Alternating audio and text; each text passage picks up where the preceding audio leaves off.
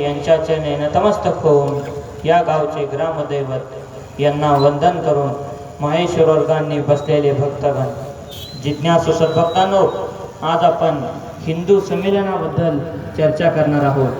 त्या अगोदर मी तुम्हाला एक विनोद सांगू इच्छितो. तर तीन व्यक्ती असतात आणि ते तीन व्यक्ती एक दिवशी ठरवतात की आम्ही तपश्चर्या करणार आणि ते तपश्चर्येला बसतात. ते खूप दिवस तपश्चर्या करतात आणि एक दिवस त्यांना देव प्रकट होतो आणि ते तीन लोक असतात, ते वेगवेगळ्या समाजाचे असतात. पहिला व्यक्ती असतो तो ख्रिश्चन समाजाचा असतो आणि दुसरा असतो तो मुस्लिम समाजाचा असतो आणि तिसरा असतो तो हिंदू समाजाचा असतो. आणि देव प्रकट झाल्याच्या नंतर देव पहिल्यांदा ख्रिश्चन समाजाच्या व्यक्तीला म्हणतो की बाबा तुझं इच्छा काय आहे.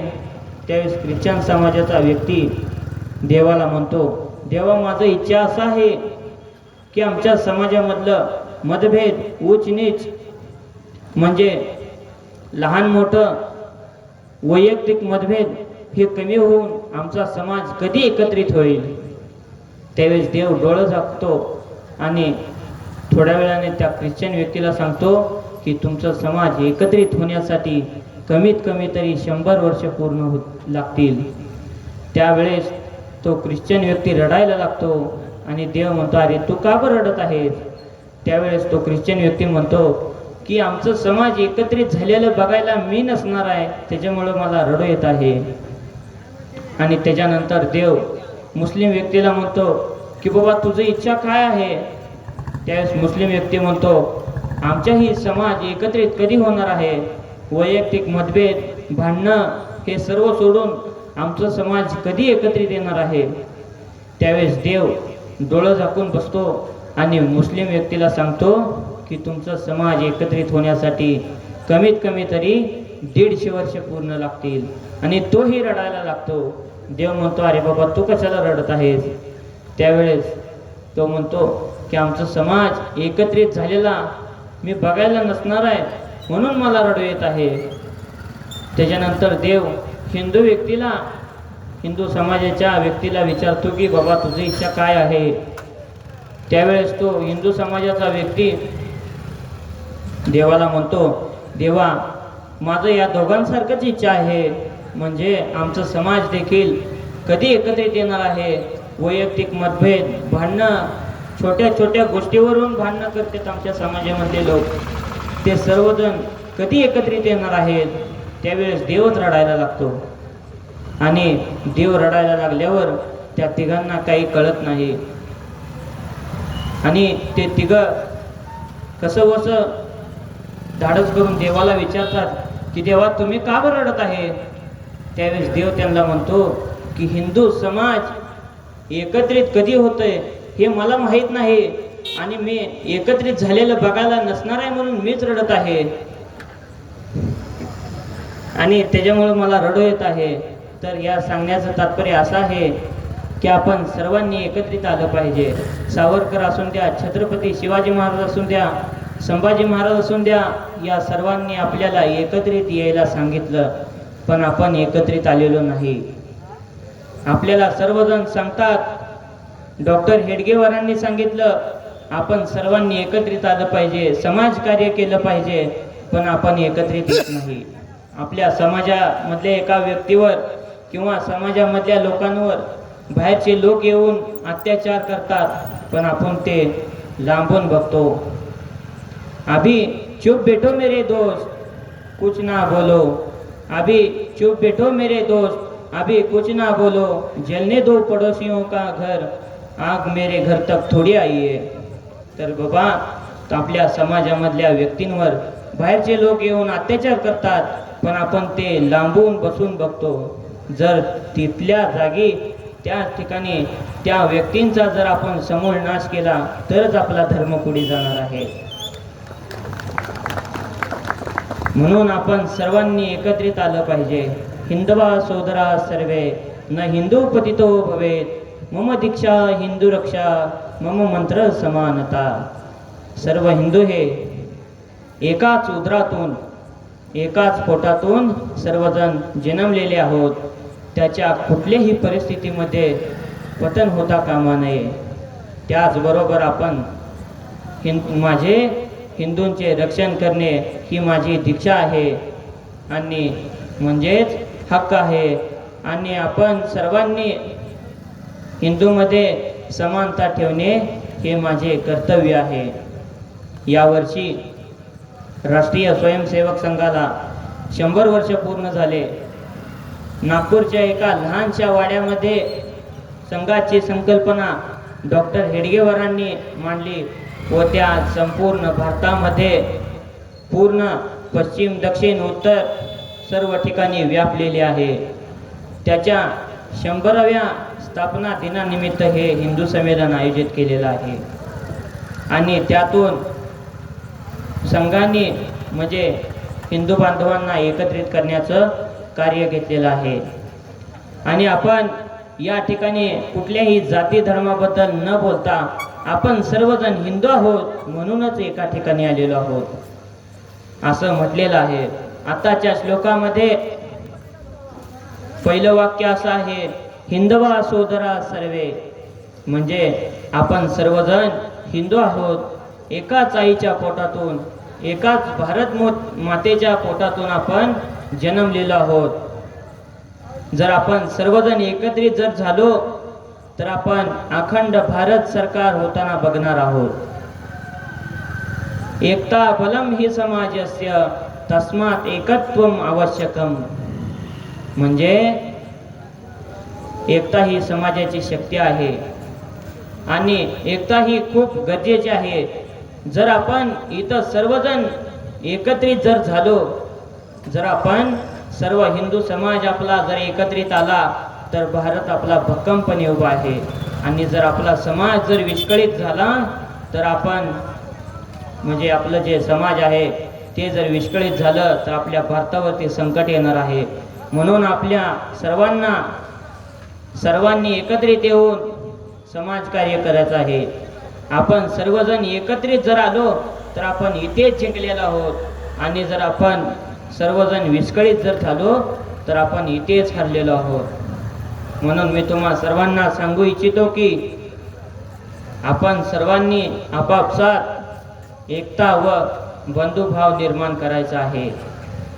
कारण हे ह्या काळाची गरज आहे आणि हे खूप गरजेचं आहे. तर मला या ठिकाणी एक छोटीशी गोष्ट आठवते. एका राज्यामध्ये एक राजा राज्य करत असतो आणि त्याच्या राज्यामध्ये गावोगावी भांडणं होत होती. छोट्या छोट्या गोष्टीवरून, पैशावरून, शेतावरून, वैयक्तिक मतभेद अशा छोट्या छोट्या गोष्टीवरून त्याच्या राज्यामध्ये भांडणं होत होती.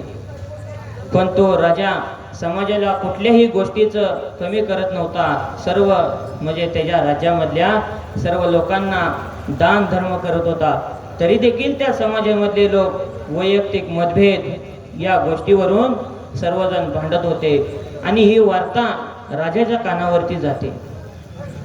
राजाला वाटतं की आपला समाज, आपला राज्य हे धोक्यात आहे. म्हणजे आपलं सर्व राज्य जे आहे ते एकत्रित नाही. आणि राजाला तसं कळल्यावर राजा दौंडी पेटवतो की उद्या सूर्य उदयाला सर्वांनी राज दरबारामध्ये यायचं आहे.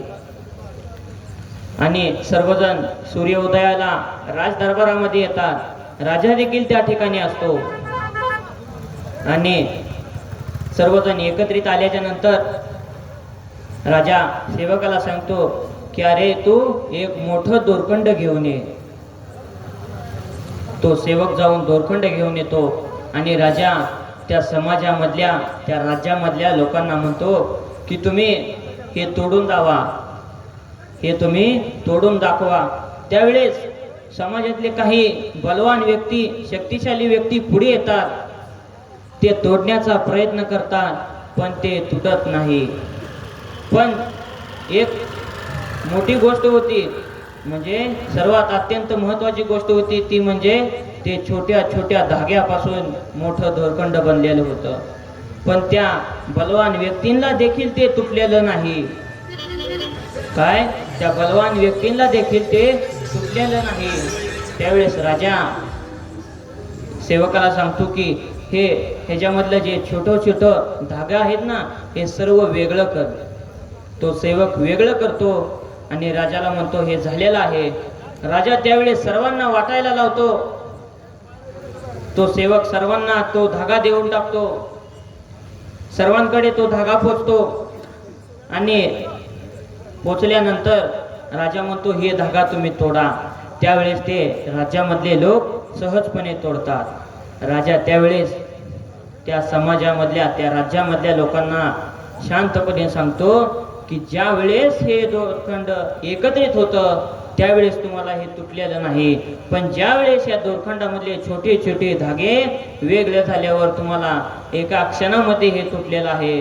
अगदी तसंच तुमच्या जीवनामध्ये, तुमच्या राज्यामध्ये किंवा तुमच्या समाजामध्ये असंच आहे. जर आपण एकत्रित जर आलो तर आपल्यावरती कुणाची हल्ला करण्याची किंवा आपल्यावरती अत्याचार करण्याची कुणाची ताकद होणार नाही. म्हणून आपण सर्वांनी एकत्रित आलं पाहिजे. आणि जर आपला हिंदू समाज विस्कळीत झाला तर आपलं देखील एक एक माणूस तुटत जातो, म्हणजे त्या धाग्याप्रमाणे. म्हणून आपण सर्वांनी एकत्रित आलं पाहिजे. एकताचं महत्त्व हे पुराणामध्ये, शास्त्रामध्ये, ग्रंथामध्ये सांगितलेलं आहे.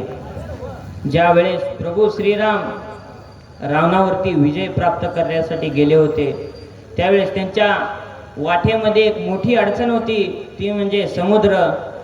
त्या समुद्रावरून एवढी मोठी वानर सेना घेऊन जाणे अशक्य होते. त्यावेळेस सगळेजण एका ठिकाणी आले, म्हणजे ती वानर सेना सर्व एका ठिकाणी आली आणि त्या सर्वांनी विचार केला की आपण या ठिकाणी पूल बांधला पाहिजे, म्हणजेच सेतू बांधला पाहिजे.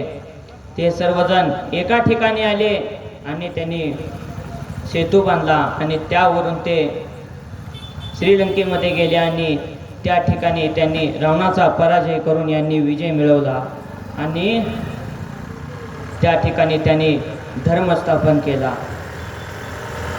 मग त्यावेळेस ते जर एकत्र झाले नसते तर ते सेतू बांधण्याचं काम झालं नसतं, तर ते सर्वजण त्या ठिकाणी एकत्रित आले म्हणून ते सेतू बांधण्याचं काम झालेलं आहे.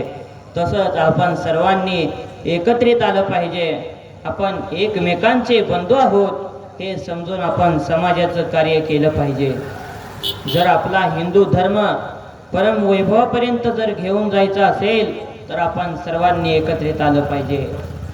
राष्ट्रीय स्वयंसेवक संघ देखील एक सेतू बांधत आहे.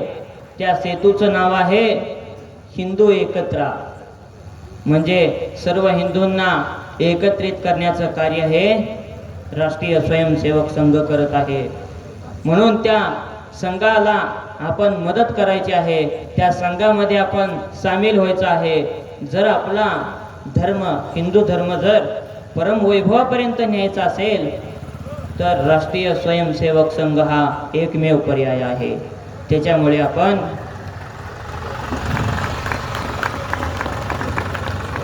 आपण राष्ट्रीय स्वयंसेवकाची मदत घेतली पाहिजे. आपण स्वतःनी राष्ट्रीय स्वयंसेवक म्हणजे संघाचं आपण स्वतःनी कार्य केलं पाहिजे. राष्ट्रीय स्वयंसंघाला यावर्षी 100 वर्ष पूर्ण झाले. त्यामुळे राष्ट्रीय स्वयंसेवक संघ हा पंचपरिवर्तन याविषयी संपूर्ण भारतामध्ये एक मोहीम राबवत आहे. त्या मोहिमेमधला सर्वात महत्त्वाचा मुद्दा म्हणजे कुटुंब प्रबोधन. हे त्या पंचपरिवर्तनमधला सर्वात महत्त्वाचा मुद्दा आहे असं मला वाटतं. कारण आपण सध्या कलियुगामध्ये आहोत आणि वाढत्या जीवनशैलीमुळे आपण आपली संस्कृती विसरत चाललेलो आहोत, आपलं संस्कार आपण विसरत चाललेलो आहोत. त्याच्यामुळे आपण सर्वांनी एकत्रित आलं पाहिजे. तर कुटुंब प्रबोधन म्हणजे आपण सर्वांनी एकत्रित येऊन वेगवेगळ्या प्रकारचे कार्य राबवून आणि आपल्या कुटुंबासोबत राहून आपण सर्वांनी एकत्रित येऊन हे खरं कारण आहे आणि हे खरं आनंदाची गोष्ट आहे. आपल्याला आपल्या कुटुंबासोबत राहणे हे देखील आपल्याला आज सांगायला लागत आहे. ही सर्वात मोठी दुःखाची गोष्ट आहे. कारण आपल्या कुटुंबासोबत राहणे हे आपल्याला जमत नाही. आपल्या कुटुंबाला वेळ आपण देऊ शकत नाही. आपल्या कुटुंबामधल्या काही सुखदुःखाच्या गोष्टी असेल ते इतरांना आपल्याला सांगता येत नसतील तर यावरून सर्वात मोठे दुःख कोणते आहे. तर मी तुम्हा सर्वांना सांगू इच्छितो की आपण सर्वांनी एकत्रित आलं पाहिजे. आपण सर्वजण एकत्रित येऊया, आपल्या कुटुंबाला वेळ देऊया, आपल्या कुटुंबाबरोबर आपण फिरायला जाऊया. राष्ट्रीय स्वयंसेवक संघ काय आहे हे आपण आपल्या कुटुंबाला समजावून सांगूया. आपण आपली संस्कृती, आपले संस्कार, सण, उत्सव हे आपण विसरत चाललेलो आहोत आणि आपण पाश्चात्य संस्कृतीचा वापर करत आहोत. तर आपल्या संस्कृतीचा आपण वापर करत नाही, आपण पाश्चात्य संस्कृतीचा वापर करतो. जर आपल्या संस्कृतीचा, हिंदू धर्माच्या संस्कृतीचा जर आपण वापर केला नाही तर आपण हिंदू बनू शकत नाही. म्हणून आपण आपल्या संस्कृतीचा वापर केला पाहिजे. आपण नित्यनेमाने सर्वांनी एकत्रित आलं पाहिजे. समाजातली काही अडचण असेल ती अडचण आपण सर्वांनी मिळून दूर केली पाहिजे. तर मला या ठिकाणी एक छोटीशी गोष्ट आठवते. एका गावामध्ये एक नदी असते आणि त्या वर्षी त्या गावाच्या परिसरामध्ये खूप मोठा पाऊस पडतो आणि त्या नदीला पूर येतो. आणि ते पूर आल्याच्या नंतर सर्व गावाला सुरक्षित ठिकाणी जायला सांगतात. पण काही लोक मंदिरामध्ये भजन करत होते. भजन करत असताना मधनं उठून जाणे हे चुकीचे आहे, म्हणून ते लोक तिथेच भजन करत बसतात आणि त्या मंदिरापर्यंत पाणी येते. तर पाण्याची पातळता खूप वाढत चालली होती आणि काही लोक, गावकरी, गावातले लोक सुरक्षित ठिकाणी पोहोचतात. पण जर त्या मंदिरामधल्या लोकांना जर मदत नाही मिळली तर त्यांच्या जीवाला धोका होता. आणि त्या गावामधले काही तरुण प्रयत्न करतात पण ते अयशस्वी होतात. तर ते सर्वजण एकत्रित येतात आणि ते सर्वजण एकत्रित येऊन ठरवतात की आपण सर्वांनी एकत्रित येऊन एक गोष्टीचा विचार करून या सर्वांना आपण मंदिरामधून सुरक्षित ठिकाणी आणलं पाहिजे. त्यावेळेस सर्व गावकरी, तरुण मंडळी येऊन काही जणांनी दोरखंड घेऊन, काठी घेऊन, लाकडं आणली, काहींनी होडीची व्यवस्था केली आणि मोठी साखळी तयार करून त्या मंदिरामधल्या लोकांना बाहेर काढलं आणि त्यांना सुरक्षित ठिकाणी नेऊन ठेवलं. म्हणजे त्यांना सुरक्षित ठिकाणी त्यांना पोच केलं आणि सगळ्या अख्ख्या गावामध्ये आनंदाची लहर पसरली. तर या गोष्टीचं सांगण्याचं तात्पर्य असं आहे की आपण सर्वांनी एकत्रित आलं पाहिजे. काही आपल्या समाजामधल्या गरीब गरजू लोकांना देखील आपण मदत केली पाहिजे. तर आपल्या गावातल्या किंवा कुठल्याही, आपल्या महाराष्ट्र असू द्या, आपलं भारत माता असू द्या, त्या आपल्या देशामधल्या काही गरीब गरजू लोकांपर्यंत काही मदती पोहोचत नाहीत. तर आपण स्वतःनी त्या ठिकाणी जाऊन त्यांना मदत केली पाहिजे. गरीब गरजू लोकांना आपण सर्वांनी मदत केली पाहिजे आणि राष्ट्रीय स्वयंसेवक संघ हेच कार्य करत आहे. तर आपण सर्वांनी एकत्रित आलं पाहिजे आणि महत्त्वाची गोष्ट म्हणजे आपली संस्कृती आपल्यालाच जपायची आहे. तर इराण देश तुम्हाला माहीत असेल, तो त्या देशामध्ये पर्शियन लोक होते आणि ते पर्शियन लोक काही लोकांना आश्रय देतात आणि काही दिवसांनी ते आश्रयित लोक त्याच पर्शियन लोकांना हाकलून लावतात. तर ते पर्शियन लोक त्यांच्या समाजाची, त्या पर्शियन धर्माची ते संस्कृती विसरतात, म्हणून ते त्यांचं हाल तसं झालेलं आहे. तर आपलं हाल तसं होऊ नये म्हणून आपण सर्वांनी एकत्रित आलं पाहिजे. आपण सर्वांनी एकत्रित येऊन समाजाचं कार्य केलं पाहिजे. इंडोनेशिया देश तुम्हाला माहीत असेल, तो सर्वात मुस्लिम समाजाचा मोठा देश आहे आणि त्या देशामध्ये आज देखील गणपतीची पूजा करतात. ते त्यांची संस्कृती विसरलेले नाहीत. म्हणून आपली संस्कृती आपण हे जपली पाहिजे आणि आपली संस्कृती ही अनादी काळापासून चालत आलेली आहे. त्याच्यामुळे आपण आपल्या संस्कृतीचा वापर केला पाहिजे.